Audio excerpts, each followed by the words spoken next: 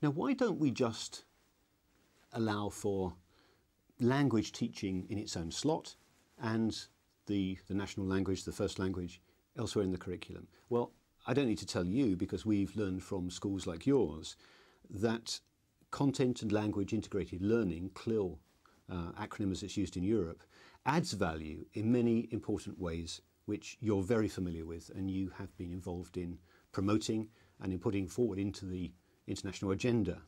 It allows for an improved performance both linguistically and cognitively. So students in studies have shown to perform better both in their language and in their subject-based skills as a result of bilingual programs. Specifically, Cambridge IGCSEs and International A-levels encourage those attributes of knowledge, understanding, skills and dispositions that will unlock success in higher education and beyond. And of course, added to this is the value of an internationally respected and benchmarked qualification. So it's an extremely encouraging package for schools which are looking at adding value to their students' education. Now, I just want to point to a number of the lessons that we've learned in recent years in engaging with this debate and with these initiatives, and some of the developments that have arisen out of them. Firstly is the complex problem of relating cognitive and language levels. The issue is when a student's basic interpersonal language skills aren't necessarily in sync with their cognitive abilities in particular subjects. Now, this is a familiar issue for those schools in Argentina that are engaged with the primary programme, and there's been a lot of very interesting and constructive discussion between teachers, between our trainers and examiners, on ways in which we can adapt the existing programme, ways in which we can use our discretion in applying progression tests and achievement tests to different kinds of students with different kinds of language backgrounds, and ways in which pedagogy might work in encouraging students, perhaps in the early stages before committing themselves to writing in English, discussion, group work, captions to cartoons, examples like that. We're committed to a pretty fundamental review of the primary programme in the next year, which will involve a lot of consultation with schools that are currently delivering it. And one of the strands of that is to discuss ways in which we can adapt it to allow for entry by students whose English language competence perhaps doesn't quite match their cognitive ability at particular stages. And we're looking at a number of ranges of options which we'll want to discuss with schools in terms of the best way forward in that regard.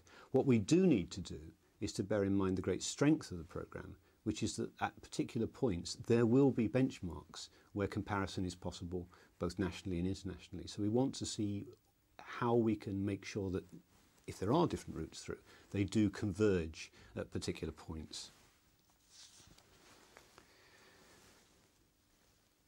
Now, in terms of a related issue, that of language sensitive assessments, the use of our language in examinations, in questions and in our expected answers, we've always recognised the need to be very careful about avoiding particular culturally specific types of wording and questions within our exams, to be careful about the cultural context, but also to be careful about the level of linguistic demand in particular questions.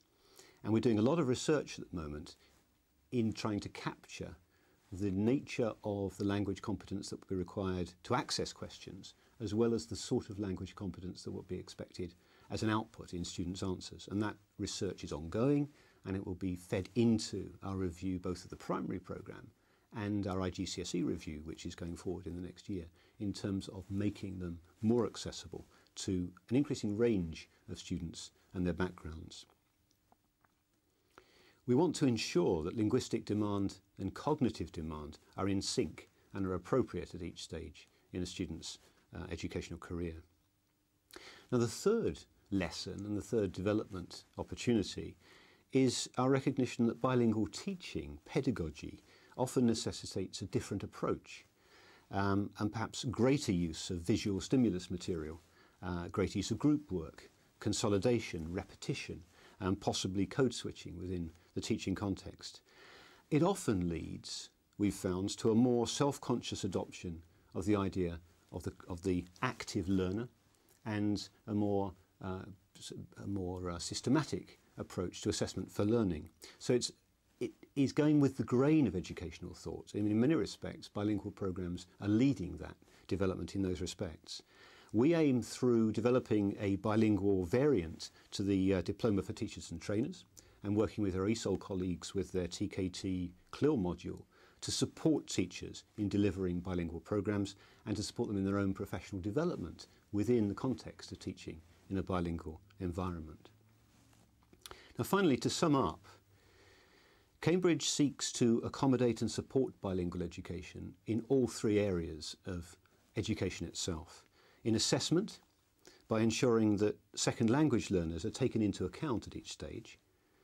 In curriculum, in terms of ensuring that the international curriculum is flexible enough to accommodate different students' requirements, different schools' requirements, and different national contexts too. And in pedagogy, to support teaching and learning within bilingual environments.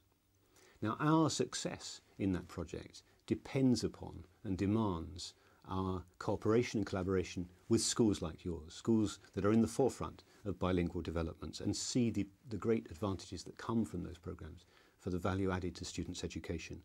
And we hope that developments in these areas, those that I've described and related ones, will help to improve our service to your schools still further and to strengthen our relationship as educators with a common purpose.